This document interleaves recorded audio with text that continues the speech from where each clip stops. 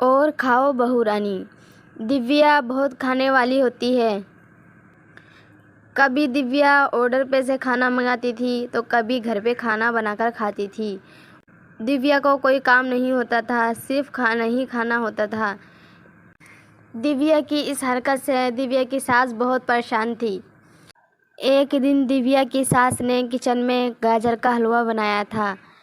दिव्या की सास कमला दिव्या से बोलती है, दिव्या बहू, ये मैंने हलवा तेरे ससुर जी के लिए बनाया है और इस हलवे का ध्यान रखना, मैं अभी आती हूँ।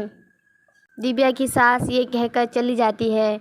फिर दिव्या उस खुशबू से परेशान हो जाती है और अपने ससुर के लिए थोड़ा सा हलवा निकाल लेती है। बाकी सब हलवा खा लेती है। तभी कमला आ जाती है। हलवे का खाली बर्तन देखकर दिव्या से बोलती है, दिव्या बहू, जो मैंने गाजर का हलवा बनाया था वो हलवा कहाँ गया? ये तो बर्तन खाली पड़े हैं। हाँ माँ जी, तुमने जो हलवा बनाया था उसकी खुशबू इतनी शानदार थी कि मुझसे बर्दाश्त ही नहीं हुई। मैंने बाबूजी के लिए ये हलवा निकाल दिया है और बाकी सब मैं खा गई। माँ जी, आप कितना टेस्टी हलवा बनाती हो। कितनी मेहनत से हलवा बनाया था मैंने और सारा हलवा तू खा गई। मैं तेरी इस आदत से बहुत परेशान हो गई। जब देखो खाना, जब देखो खाना। दिव्या के सास बहुत गुस्सा करती हैं। थोड़ी देर बाद कमला देखती है दिव्या किसी पे फ़ोन पे बात कर रही थी। फिर कमला बोलती है, दिव्या बहू, तुम किससे बात कर रही थी और अब क्या ऑर्डर किया है? माँ जी, मैंने छोले भटूरे मंगाए हैं, उसमें से आप भी थोड़े से खा लेना। अच्छा, और जो तुम अभी किचन में बेसन के पकोड़े बना रही थी वो कहाँ गए? बेसन के पकोड़े मैंने बना के भी खा लिए। मुझे बहुत तेज़ की भूख लग रही थी, इसलिए मैंने छोले भटूरे मंगा रही हूँ। हाय, मैं इस बहू का क्या करूँ, मुझे तो भुक्कड़ बहू मिल गई। हर वक्त खाना ही खाना है।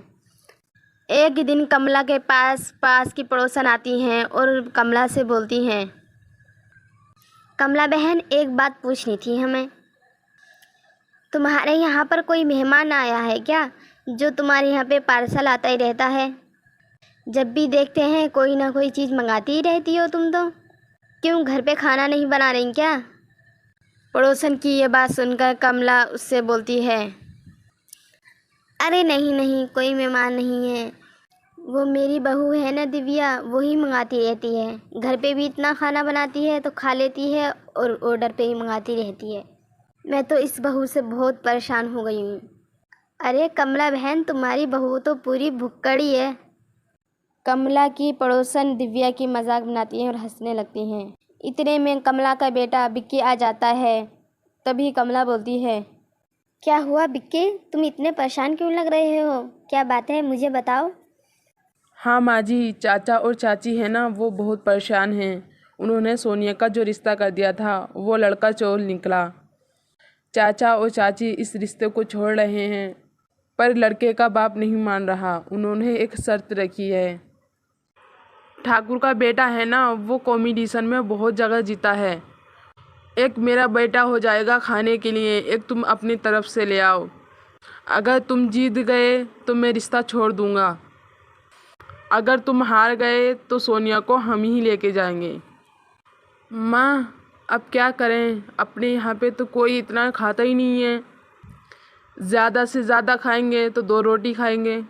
उसका बेटा तो बहुत खाने वाला है। तभी दिव्या आ जाती है और विक्की से बोलती है, विक्की जी, आप क्यों टेंशन ले रहे हो? आपकी बीबी है ना, देख लेना, मैं उसको हरा दूंगी। मुझसे ज़्यादा खाने वाला कौन हो सकता है? हाँ बहू, ये बात तो तू सही बोल रही है। तुझसे ज़्यादा भुक्कड़ कौन हो सकता है? तुझे तो बस थोड़ी सी खुशबू आ जाए और तू खाने में लग ही जाती है। फिर अगले दिन सब लोग आ जाते हैं। दिव्या और ठाकुर के बेटे में कॉम्पिटिशन होने लगता है। तभी दिव्या की सास बोलती है, देख लेना, मेरी बहू रानी जीतेगी। और खा मेरी बहू रानी, और खाओ।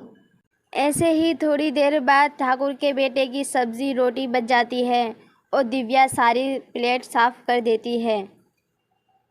फिर दिव्या जीत जाती है और ठाकुर को हरा देती हैं।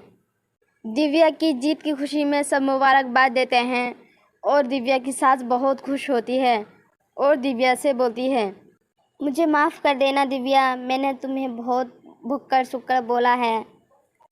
हर इंसान के अंदर कोई ना कोई खूबी होती ज़रूर है और जो भी खूबी होती है उसको आजमाने का भी टाइम आता है।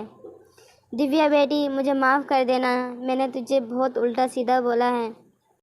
दिव्या की इस जीत से ठाकुर और ठाकुर का लड़का भाग जाता है।